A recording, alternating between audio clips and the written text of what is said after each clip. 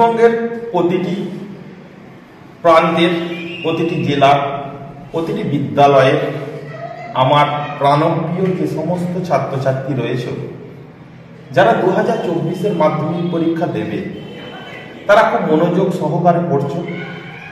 অল্প কদিন আর বাকি রয়েছে, অর্থাৎ ফেব্রুয়ারির 2 তারিখ থেকে তোমরা তোমাদের জীবনের প্রথম নতুন বোর্ড পরীক্ষা দিতে যাবে।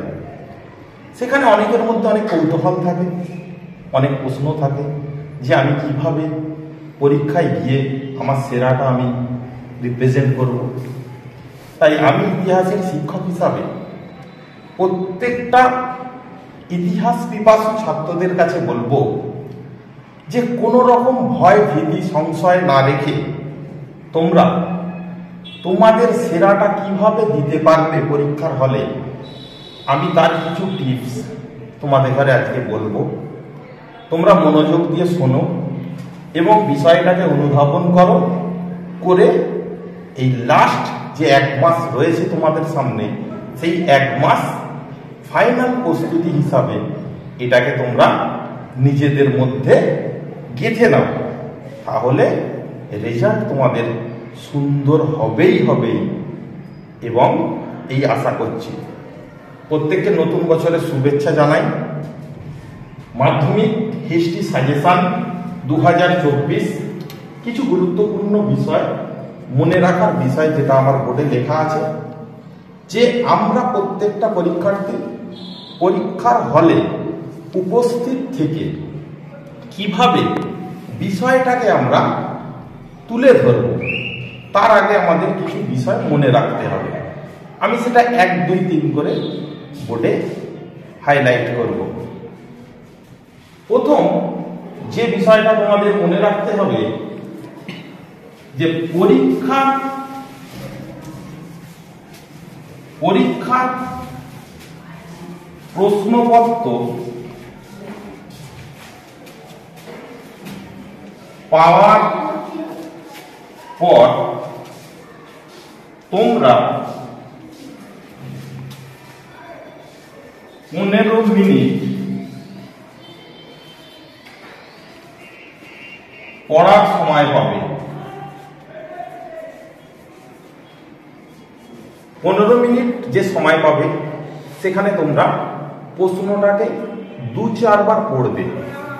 পড়ার পর যে প্রশ্নগুলো তোমার খুব ভালো রিভাইজ হয়েছে, মুখস্থ হয়েছে, সেইগুলোকে তোমরা 1, 2, 3 করে দাগ দিয়ে নেবে। দিয়ে পরীক্ষার প্রথম যে অ্যান্সারটা তোমরা শুরু করবে সেটা যেন পরীক্ষকের মনে দাগ কাটতে পারে, অর্থাৎ যিনি খাতা দেখবেন ওনার মনে যেন দাগ কাটে, এটার দিকে লক্ষ্য রাখবে। কিভাবে দাগ কাটবে? আমরা বারবার বলে থাকি যে পেলে দর্শনধারী বাদ মে গুণ বচারি, অর্থাৎ খাতার প্রথমটাই যদি সুন্দর হয় পরীক্ষকের মনে একটা সুন্দর ইমপ্রেশন জাগবে। অর্থাৎ প্রথম যে লেখাটা শুরু করবে সেটা হাতে লেখাটা একটু সুন্দর চেষ্টা করবে, লাইনগুলো ঠিকঠাক লিখবে, বানান ভুল যাতে না হয়, এবং প্রত্যেকটা যে ঐতিহাসিকের নাম তোমরা লিখবে তার নিচে যেন আন্ডারলাইন করা থাকে। তাহলে পরীক্ষককে তোমাকে দেখিয়ে দিতে হবে যে তুমি লিখেছো, নাম্বার দিতে আপনি বাধ্য। দ্বিতীয় যে পয়েন্টটা, পরীক্ষার শুরু থেকে শেষ পর্যন্ত সময়টা ইতিহাস পিপাসু ছাত্রদের কাছে খুব গুরুত্বপূর্ণ। অর্থাৎ 3 ঘন্টা 15 মিনিট সময় তোমরা ক্যালকুলেশন করে নেবে যে কিভাবে আমরা শেষ অবধি অ্যান্সারটাকে লিখব এবং নিখুঁতভাবে ভাষা চয়ন, সুন্দর স্বাবলম্বীভাবে তার প্রেজেন্টেশন, এগুলো যেন ঠিকঠাক হয়। হাতে লেখা খুব সুন্দর হবে এটা আমি বলছি না, কিন্তু মোটামুটি পরীক্ষক যেন তোমার হাতে লেখাটা পরিষ্কার বুঝতে পারে, তাহলেই তুমি জীবনের সফলতার দোরগোড়ায় পৌঁছাবে। তৃতীয় যে বিষয়টা তোমাদের মনে রাখতে হবে যে একজন ছাত্র লেখার সময় তার মধ্যে একটা সাসপেনশন কাজ করে বা একটা মনের মধ্যে একটা ফিলিংস কাজ করে যে আমি হয়তো সব ভুলে যাচ্ছি। কিন্তু এটা মনে রাখতে হবে, যারা যত বেশি ভুলে যাবে তারা তত বেশি ভালো নাম্বার পেতে সুবিধা হবে। কারণ তুমি একটা যদি না ভুলো অপরটা মনে করতে পারবে না। চেষ্টা করবে তুমি যেখানে বসবে তার আশেপাশে কারো দিকে তুমি তাকাবে না, কাউকে কথা বলার স্কোপ দেবে না, নিজে কোনো দিকে বলবে না এবং কারো কথা শুনবেও না। যেটা তুমি মনে করবে যেটাই ঠিক সেটাই তুমি লিখে এসো। কারো কথা শুনে যদি লিখে এসো, জীবনের একটা দুটো নাম্বার তোমাকে সারা জীবন কষ্ট দেবে যে ওর কথাটা না শুনলেই হয়তো আমার বেস্ট হতো। চতুর্থ যে পয়েন্টটা বলবো, যে একজন ছাত্র সব সময় চায় তার সেরাটা পরীক্ষার হলে দেওয়ার, কিন্তু সে দিতে পারে না। ধরো শেষ যে কোশ্চেনটা তোমার বাকি আছে, সেখানে তুমি দেখছো তোমার 20 মিনিট সময় বাকি রয়েছে, কিন্তু সেখানে তোমাকে ওই 20 মিনিটে পুরো অ্যান্সারটা তোমার লিখতে হয়তো 30 মিনিট সময় লাগবে, কিন্তু পুরো অ্যান্সারটা 20 মিনিটই তোমাকে কমপ্লিট করতে হবে কিছু পয়েন্টকে ছোট করে দিয়ে। যদি এই কমপ্লিট করে না আসো, তাহলে পরীক্ষক সেভাবে নাম্বার দেবে না, তোমার মার্কস অনেকটা কমতে বাধ্য থাকবে।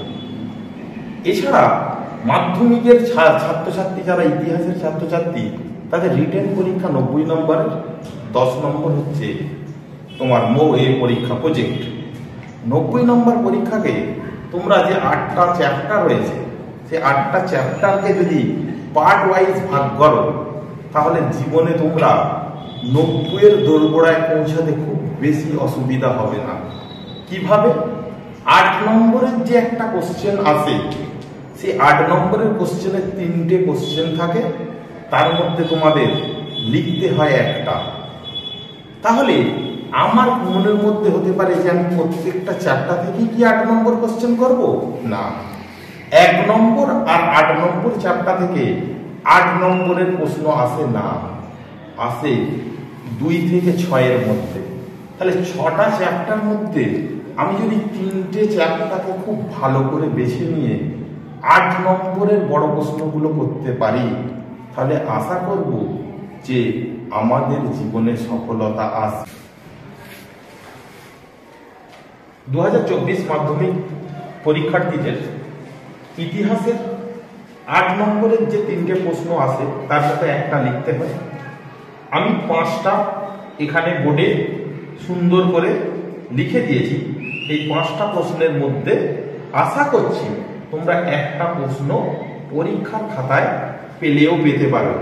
সাজেশন এইভাবে বলা যায় না যে এটা আসবেই, কিন্তু অনুমান করা যায় যে কোনগুলো আসতে পারে।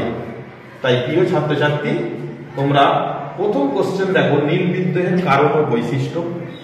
দ্বিতীয় হচ্ছে লেখায় ও রেখায় ভারতীয় জাতীয়তাবাদের বিকাশ আলোচনা করো। তৃতীয় হচ্ছে মহাবিদ্রোহের চরিত্র বিশ্লেষণ করো। চতুর্থ হচ্ছে ভারত ছাড়ো আন্দোলন পর্বে শ্রমিক আন্দোলনের বর্ণনা দাও। 5 নম্বর হচ্ছে সশস্ত্র বিপ্লবী আন্দোলনে ছাত্র সমাজের ভূমিকা বিশ্লেষণ করো। এই প্রশ্নগুলো সুন্দর করে নিশ্চয়ই তোমাদের খাতায় লেখা আছে। এবারে যেটা বলার গুরুত্বপূর্ণ বিষয়, যে 3টে বড় প্রশ্ন যে থাকে তার মধ্যে একটা লিখতে হয়। তার মধ্যে দেখবে ফ্ল্যাট কোশ্চেন ডাইরেক্ট 8 থাকে একটা, 2টো থাকে পার্ট, 4 + 4 +2 + 6। তোমরা যত পার্ট কোশ্চেনের উত্তর করার চেষ্টা করবে, নাম্বার ফুল মার্কস পাওয়ার সম্ভাবনা ততটাই বেশি। অর্থাৎ কোশ্চেন যেটা আমি দিয়েছি যে 5টা সাজেশনে, 5টা এইভাবেই আসবে, নট নেসেসারি। আসতে পারে কিভাবে? নীল বিদ্রোহের কারণ, বৈশিষ্ট্য ও ফলাফল লেখো, আসতে পারে। সেখানে 4 + 2 + 2, তাহলে তোমরা কারণকে 4-এর মতো লিখলে, বৈশিষ্ট্য 2-এর মতো লিখলে, ফলাফল 2-এর মতো লিখলে। তাহলে যতটা পাঠ কোশ্চেন করবে ততটা তোমাদের সাফল্য খুব তাড়াতাড়ি আসবে, অর্থাৎ নম্বরটা খুব ভালো ভ্যারি করবে।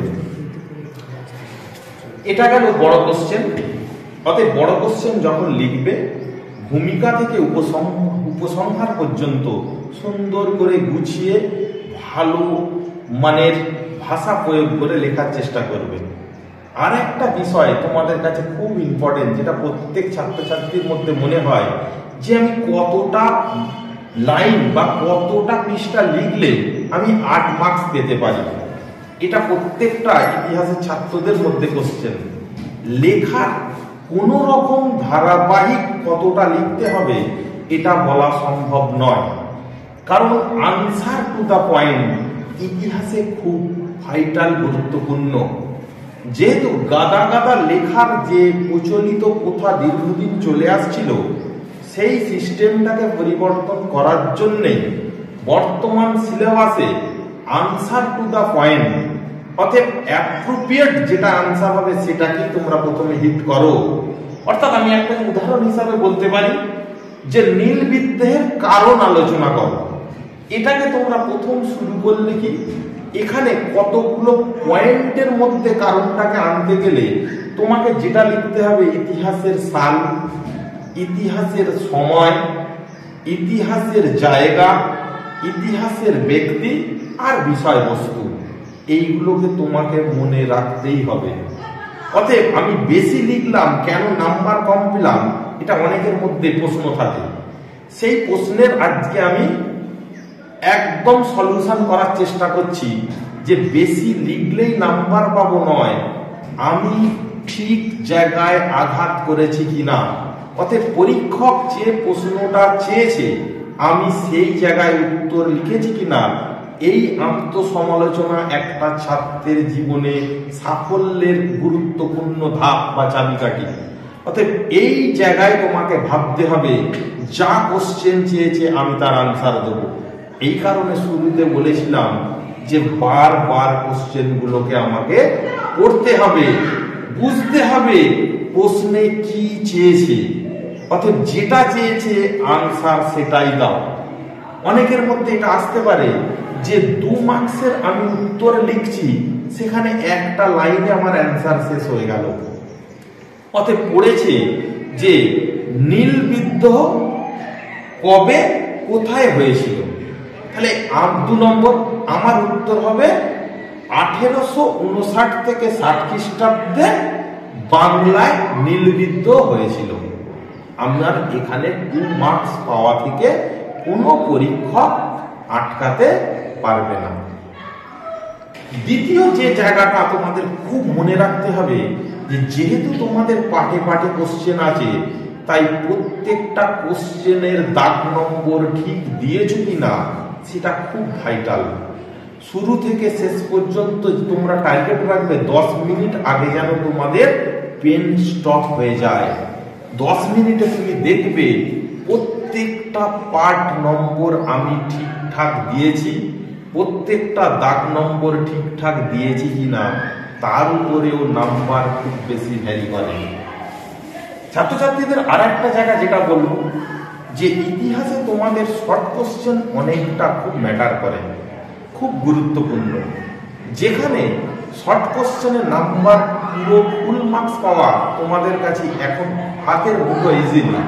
কিভাবে বলবো, তোমরা কোশ্চেনের সিকোয়েন্স দেখবে, প্রশ্নের সিকোয়েন্স দেখবে যে একটা প্রশ্নের 4টে অপশন দেওয়া আছে। তুমি বুঝতে পারছো যে কোশ্চেনটা আমি বুঝতে পারছি কিন্তু অ্যান্সারটা বুঝতে পারছি না।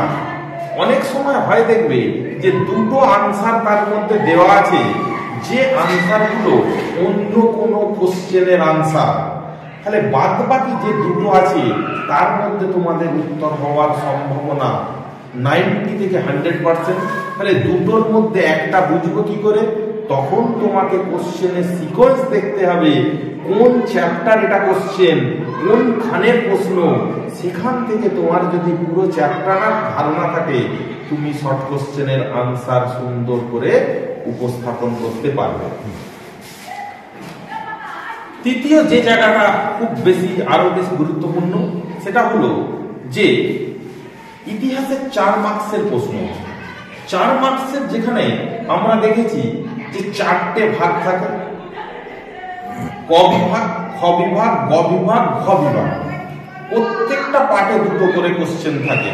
অর্থাৎ 1 নম্বর 2 নম্বর চ্যাপ্টার থেকে 2টো কোশ্চেন, 3 নম্বর 4 নম্বর চ্যাপ্টার থেকে 2টো কোশ্চেন, 5 নম্বর 6 নম্বর চ্যাপ্টার থেকে 2টো কোশ্চেন, 7 নম্বর আর 8 নম্বর চ্যাপ্টার থেকে 2টো কোশ্চেন।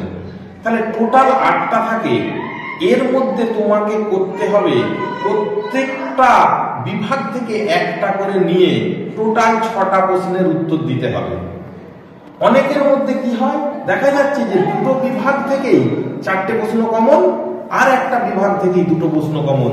আর একটা বিভাগ থেকে কমন নেই, কিন্তু যেহেতু তোমাদের প্রত্যেকটা বিভাগ থেকে একটা করে করতেই হবে, বাদ বাকি যে কোনো বিভাগ থেকে দুটো নিয়ে টোটাল 6টা কোশ্চেনের উত্তর দিতে হবে। 6 4 24। তাহলে এক্ষেত্রে আমরা দেখব যে প্রত্যেকটা চ্যাপ্টার যে 4 নম্বরগুলো কিভাবে আমরা করব বা আইডেন্টিফাই করব। তাহলে এখানে আমরা 4 নম্বরের সাজেশনটা তোমাদের বোর্ডে দেবার চেষ্টা করছি। তোমরা এইগুলোকে একটু ফলো করবে। আশা করছি পরীক্ষার হলে মোটামুটি একটা জায়গায় তোমরা নিজেদের প্রতিষ্ঠিত করতে পারবে। ছাত্রছাত্রীরা, তোমাদের যে 4 মার্কসের যে প্রশ্নগুলো আসবে সেখানে তোমরা 4টে পার্টে দুটো দুটো করে 8টা আগেই বলেছি। প্রথম অধ্যায় আমি বোর্ডে লিখে দেখিয়েছি যে প্রথম অধ্যায় থেকে কোন কোন প্রশ্নগুলো তোমাদের কাছে খুব ইম্পর্টেন্ট। প্রথম কোশ্চেন দেখো, ইতিহাসের উপাদান হিসাবে জীবন স্মৃতি, জীবনের ঝরাপাতা ও 70 বছরের গুরুত্ব লেখো। এখানে আমি 3টে পার্টকে একটা কোশ্চেনের মধ্যেই দিয়েছি, সেখানে তোমাদের আলাদা আলাদা ভাবে পাটে পাটে আসতে পারে। ইতিহাসের উপাদান রূপে আত্মজীবনী ও স্মৃতিকথার গুরুত্ব লেখো, এটা খুব ইম্পর্টেন্ট প্রশ্ন। আধুনিক ভারতের ইতিহাস চর্চায় সরকারি নথিপত্রের ভূমিকা লেখো। প্রথম অধ্যায় থেকে আশা করছি এই কটা প্রশ্ন করলে তোমরা পরীক্ষার হলে তোমাদের সাকসেসটা পেতে পারো। দ্বিতীয় চ্যাপ্টার, সেখান থেকে যে প্রশ্নগুলো তোমাদের 2024-এর সাজেশনে খুব গুরুত্বপূর্ণ। নারী শিক্ষার প্রসারে ঈশ্বরচন্দ্র বিদ্যাসাগরের ভূমিকা, বাংলায় নারী মুক্তি আন্দোলনে বামাবোধিনী পত্রিকার গুরুত্ব,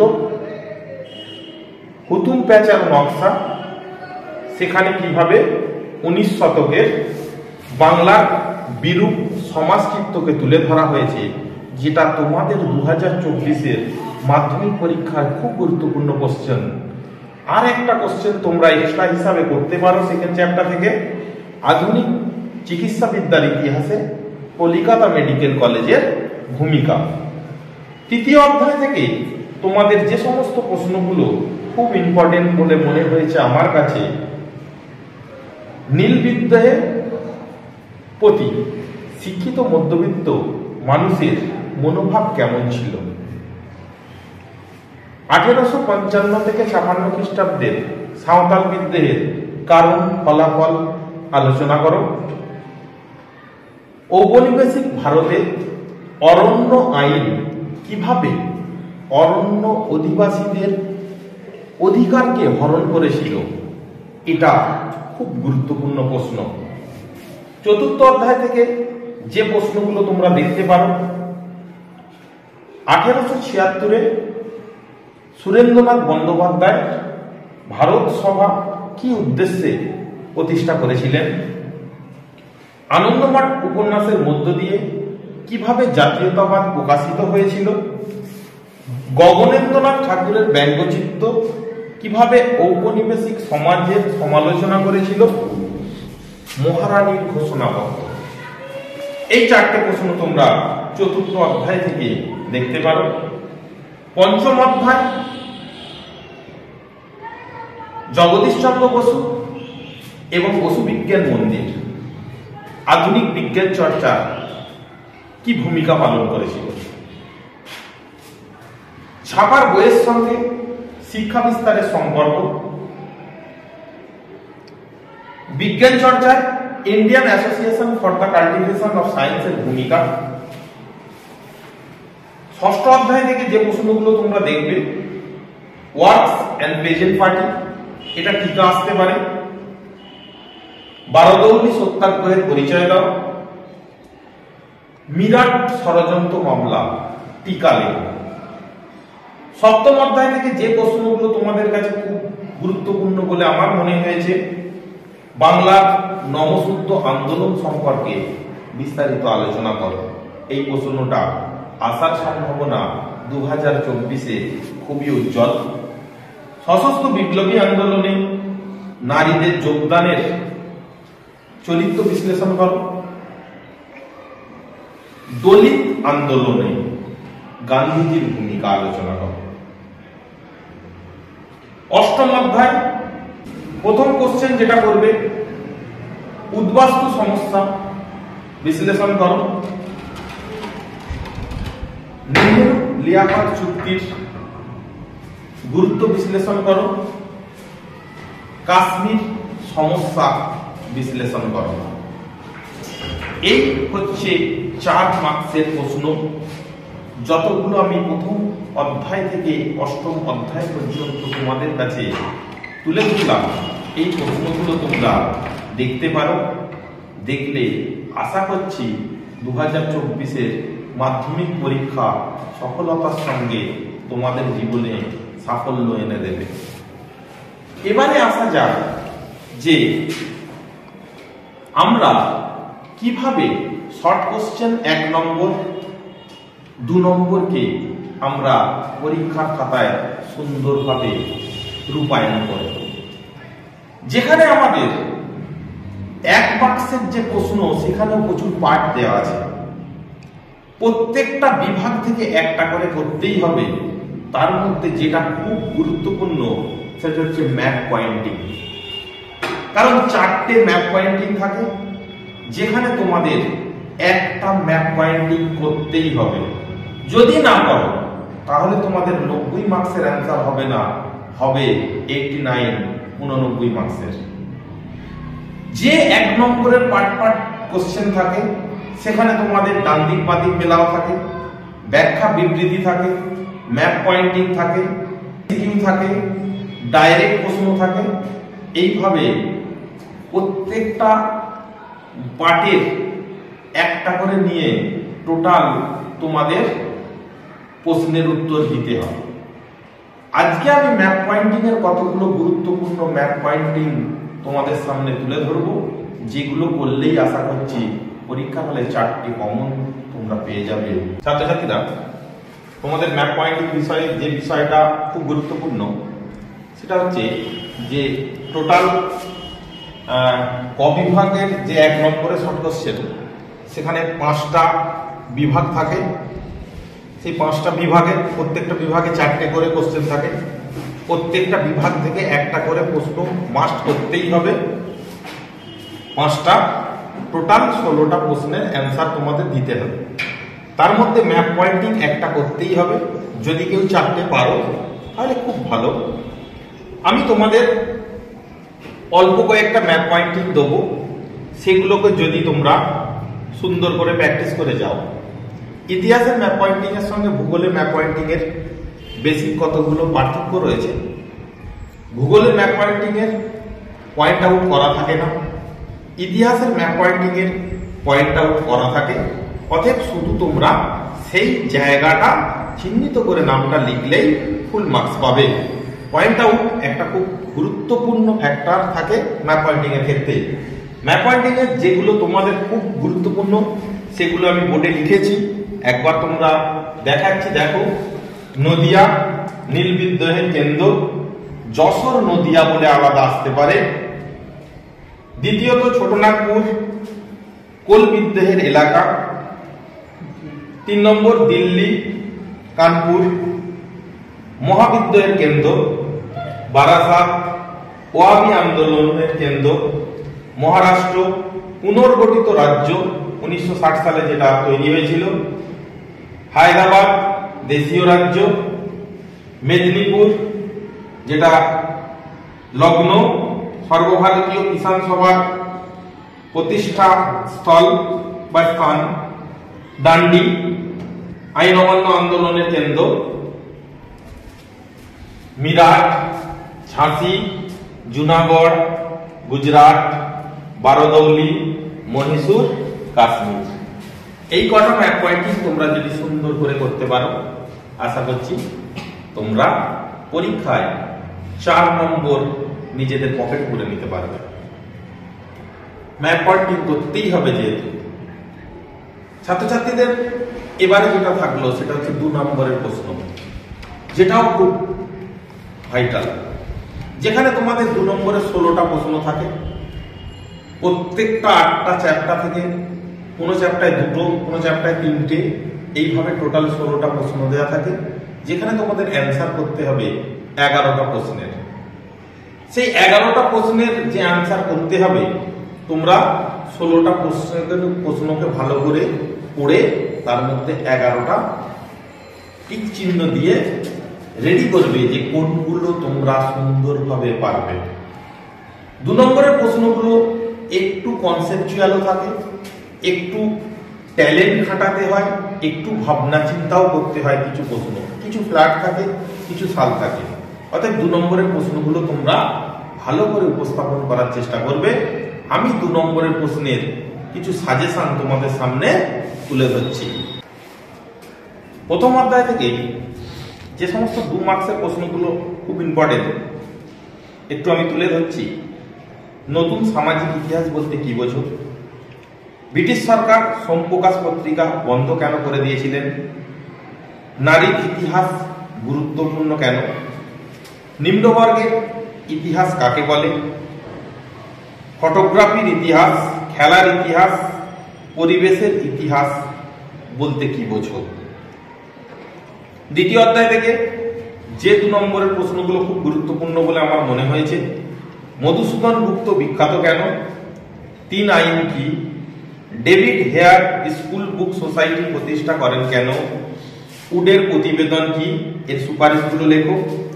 কে কি উদ্দেশ্যে ফোর্ট উইলিয়াম কলেজ প্রতিষ্ঠা করেন? শিক্ষা বিস্তারে প্রাচ্য পাশ্চাত্য বিতর্ক কি? নারী শিক্ষায় রাধাকান্ত দেবের ভূমিকা লেখো। নব্যবঙ্গ গোষ্ঠী বলতে কি বোঝো? তৃতীয় অধ্যায় থেকে যে প্রশ্নগুলো খুব গুরুত্বপূর্ণ।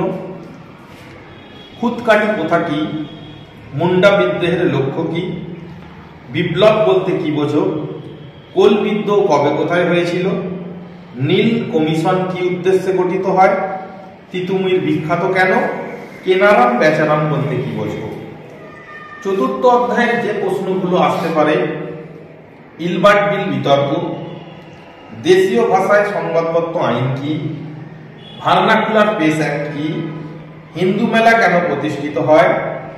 মহাবিদ্যের 2টো ব্যর্থতার কারণ লেখো। ভারত মাতার চিত্রের বিষয়বস্তু কি? কে কি উদ্দেশ্যে ভারত সভা প্রতিষ্ঠা করেন? জমিদার সভা কেন গঠিত হয়? 19 শতককে সভা সমিতির যুগ কেন বলা হয়? পঞ্চম অধ্যায় থেকে যে প্রশ্নগুলো আসতে পারে। বসু বিজ্ঞান মন্দির প্রতিষ্ঠার উদ্দেশ্য। রবীন্দ্রনাথ ঠাকুরের মতে শিক্ষার লক্ষ্য কি? পঞ্চানন কর্মকার বিখ্যাত কেন?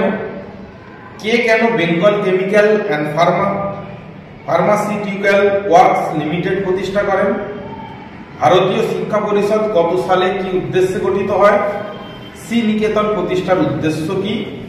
ছাপার বই শিক্ষার প্রসারে কি ভূমিকা নিয়েছিল?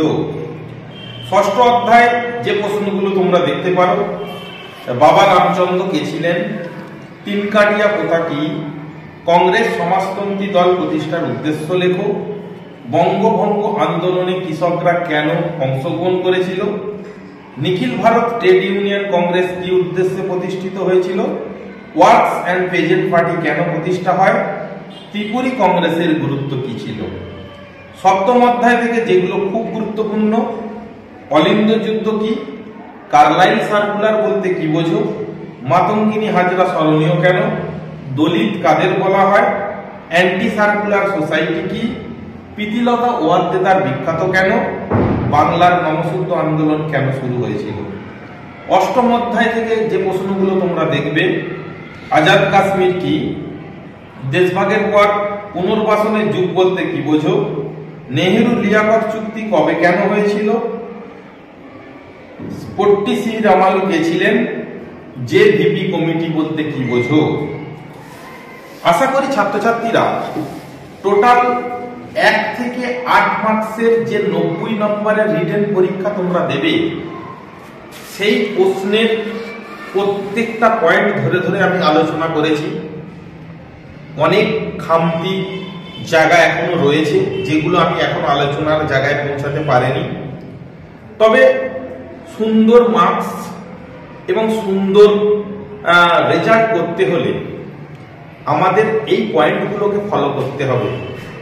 সর্বশেষ যে কথাটা আমি বলবো ছাত্রছাত্রীদের, যে যখন তোমরা পরীক্ষা দিতে বাড়ি থেকে বেরোবে, পরীক্ষার হলে অন্তত 1 থেকে 1.5 ঘন্টা আগে গিয়ে নিশ্চুপ একটা জায়গায় চুপচাপ বসে মেডিটেশন করবে। কোনো বন্ধু বান্ধবীর থেকে কি আসতে পারে কি আসবে এই নিয়ে অযথা কোনো কৌতূহল সৃষ্টি করবে না। তাতে তোমার মনটা পাজেল হয়ে যাবে, মনের মধ্যে বিভিন্ন বিষয় ঘুরতে থাকবে, এইটা পড়ে আসেনি ওইটা পড়ে আসেনি।